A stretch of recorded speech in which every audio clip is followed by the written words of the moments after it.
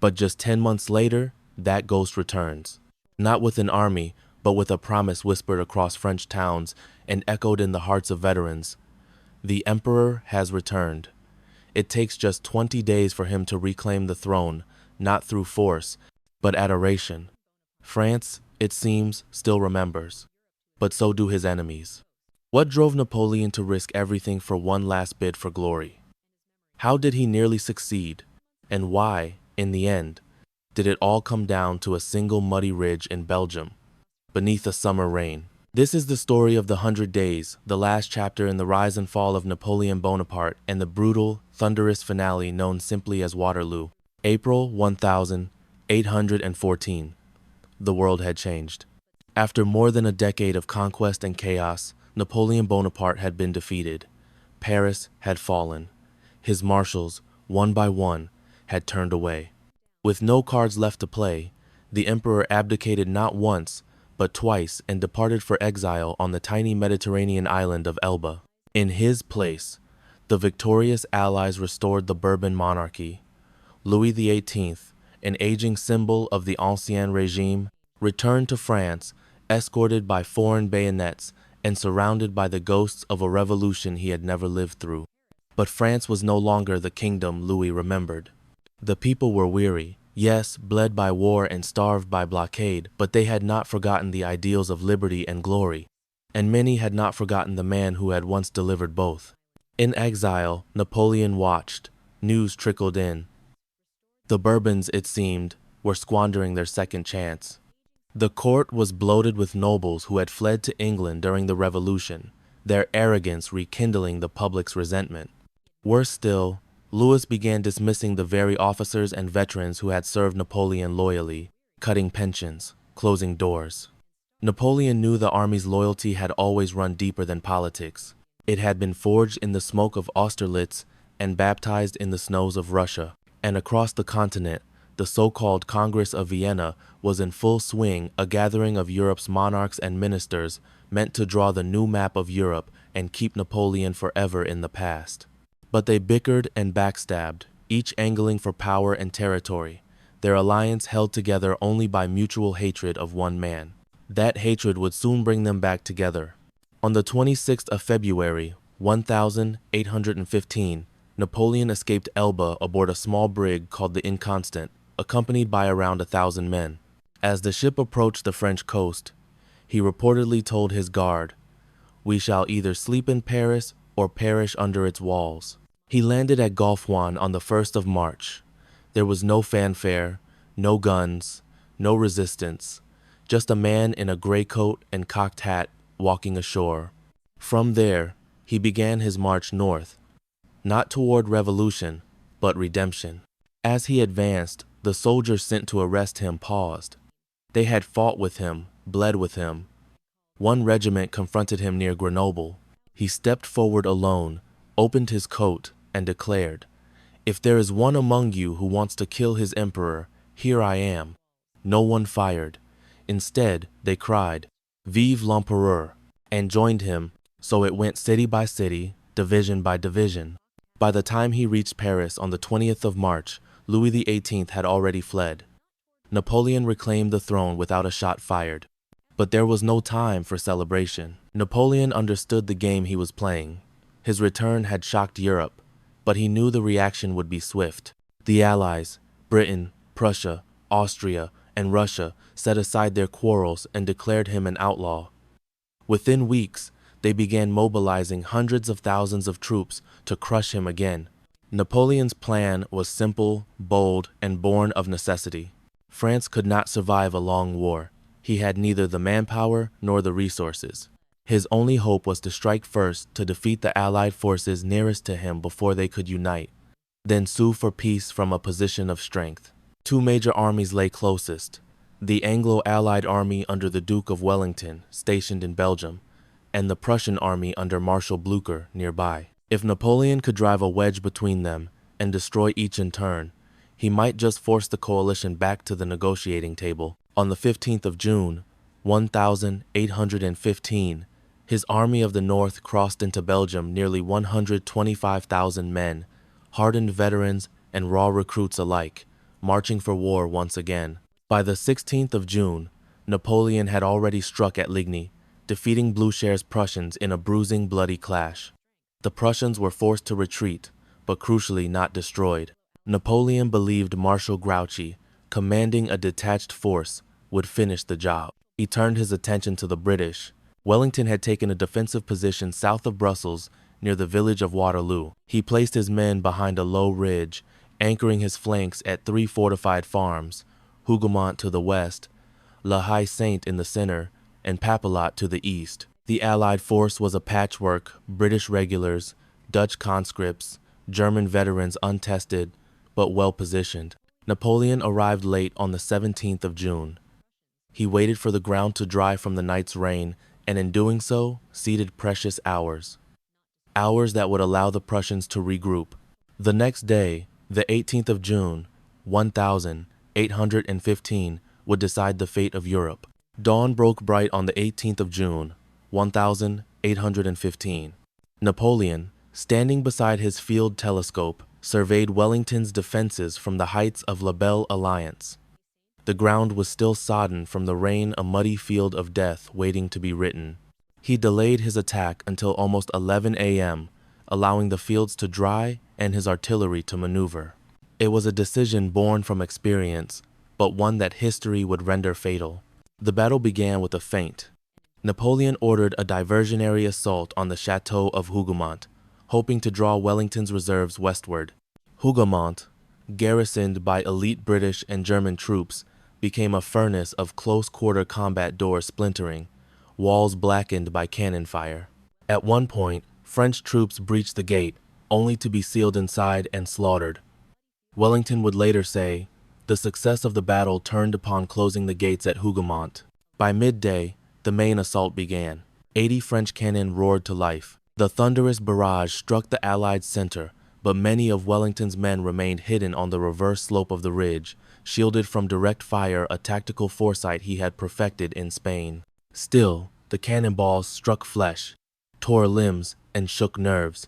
Smoke blanketed the valley. Then came the infantry. French columns marched uphill in tight formation, drums beating a relentless rhythm. They were met by musket-fire sheets of lead that tore into their flanks, and then the hammer blow of British heavy cavalry. In a thunderous charge, squadrons like the Union Brigade smashed into the French columns, sabers flashing, horses crashing into men. 2 French eagles were captured. But the British cavalry, exhilarated by success, pushed too far.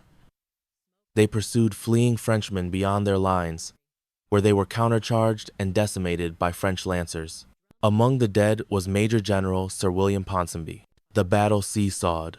By 3 p.m., French Marshal Ney, mistaking a repositioning of Allied troops for a retreat, launched one of the most reckless cavalry assaults in military history. Wave after wave of French cavalry charged up the ridge, only to be met not by fleeing men, but by unbreakable squares, hollow boxes of infantry with fixed bayonets. Time and again, they circled, fired into the squares, withdrew, and charged again. The carnage was immense, yet Ney never brought up infantry or artillery to exploit any weakness. It was a colossal blunder. Meanwhile, on Napoleon's flank, another storm was gathering. The Prussians had not been routed. They had regrouped and were marching fast. The first Prussian units began to arrive around 4 p.m., engaging French forces at Plancenoit. Napoleon was forced to divert reinforcements. The battle was slipping out of his control. His plan had depended on speed and isolation. Now both were lost. Around 6 p.m., French forces finally captured the farm of La Haye-Sainte in the center of Wellington's line. They brought forward artillery and began blasting the Allied squares from close range. Casualties soared. It seemed the tide might finally be turning. But Napoleon's reserves were thinning. His men were exhausted. And then came the breaking point. At 7:30 p.m., with daylight fading and no alternatives left, Napoleon played his final card. He unleashed the Imperial Guard. These were his most elite soldiers, veterans of Austerlitz, Jena, Wagram, battle-hardened, feared, and revered. 3,000 marched forward in silence, drums rolling, bayonets fixed. The field parted before them like a curtain even among enemies. Their approach was chilling. Wellington, sensing the moment, rose in his saddle and ordered his men to stand. The redcoats emerged from the ridgeline and opened fire. Musket volleys tore into the guard. Still, they advanced. But something was different. The guard, usually unstoppable, faltered. They had never known retreat. Now, under the weight of fire and the shout of charging bayonets, they began to give way. The cry went up, "La garde recule, the guard retreats." It was a phrase no French soldier had ever heard. It shattered the illusion of invincibility. Panic spread. Rumors of encirclement by Prussians raced through the ranks. What had been a battle became a rout. French soldiers fled in every direction. The old guard, loyal to the last, formed a rear guard and fought to the death to buy Napoleon time to escape. But there was no hope. The emperor abandoned his carriage, discarded his sword, and rode through the night, barely escaping capture. The Allies had won. The meeting between Wellington and Blücher outside Napoleon's former headquarters at La Belle Alliance was brief, almost businesslike. Blücher suggested the battle be named after the site. Wellington declined. He preferred the name of his own headquarters, Waterloo. So it was written. The battlefield lay still, soaked in blood, littered with broken bodies and shattered dreams. By dusk, more than 47,000 men were dead or wounded, 23,000 from the Allied side, 27,000 from the French. The scale of the slaughter shocked Europe. It was not just the end of a battle, it was the end of an age. Medical care was abysmal. Many of the wounded lay dying for days on the open field. Locals scavenged among corpses for boots, uniforms, teeth, anything of value. Eyewitnesses wrote of wild dogs feeding on the dead, of the moans of soldiers echoing into the night. Napoleon retreated to Paris, his aura shattered. For a moment, he considered one last gamble to rally the National Guard, to stir the revolutionary spirit. But the magic was gone. France was tired. The chambers of the legislature no longer obeyed him like they once did. The people, though still proud of the emperor, no longer wished to sacrifice for his wars. On the 22nd of June, 1815, Napoleon abdicated for the second time. This time, there was no Elba, no escape. He surrendered to the British and was exiled to the barren island of St. Helena in the South Atlantic, a windswept rock 2,000 miles from any continent, where no grand army could ever reach him again. He would live out the final 6 years of his life there, writing, dictating memoirs, dreaming of what might have been. On May 5, 1821, he died, most likely of stomach cancer, though rumors of British poisoning would swirl for decades. He was 51. The Battle of Waterloo did more than end Napoleon's reign. It sealed a new order in Europe, one not ruled by revolution or a single man's ambition, but by diplomacy, alliance, and balance of power. The Congress of Vienna had been meeting for months to redraw the map of Europe. With Napoleon's final defeat, their vision would stand a conservative, monarchist order built to prevent future upheaval. And for a time, it worked. Europe entered a period of relative peace that would last 4 decades.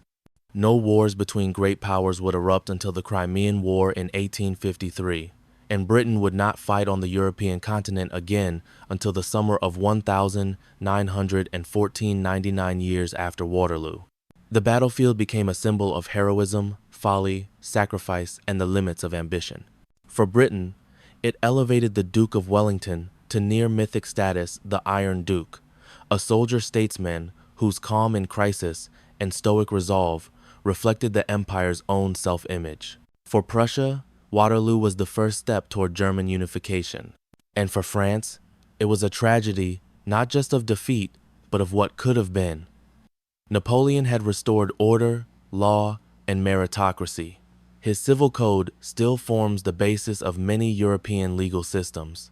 His armies had spread revolutionary ideals even as they conquered, but his fall reminded the world of a brutal truth. No matter how brilliant the general, how inspired the vision empire, built on war, cannot last. In the 1850s, nearly 40 years after the battle, an early pioneer in photography named Felix Nadar began a remarkable project. He set out to photograph the surviving veterans of Napoleon's Grande Armée. The resulting images are haunting men now, in their 70s or 80s, faces lined with age and memory, some still wearing their old uniforms. Among them was Sergeant Tainé of the Imperial Guard, Moore of the 2nd Regiment of Hussars, and Verlinde of the Guard Lancers. You can still see the fire in their eyes. They had followed the Emperor to glory and ruin. Through the snow of Russia, the sands of Egypt, the fields of Austerlitz, Wagram, and finally to Waterloo.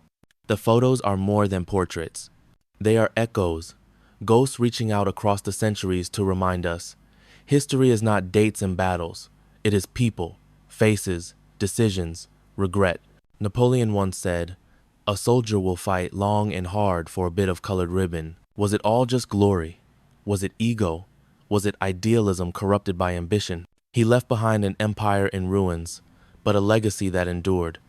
His name lives on not only in history books, but in laws, in institutions, in streets, named after battles long forgotten by those who walked them.